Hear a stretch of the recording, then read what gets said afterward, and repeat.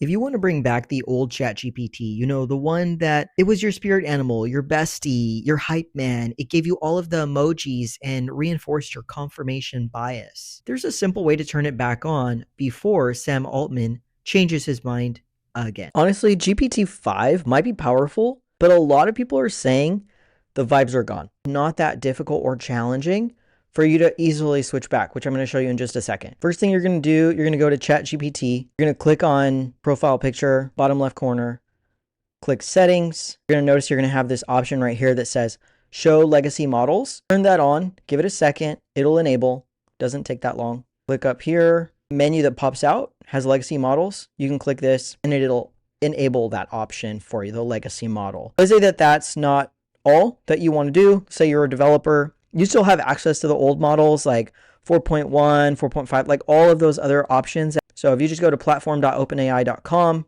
that looks like this. They still give you access to everything, all of the old models that the rest of us probably don't need right now.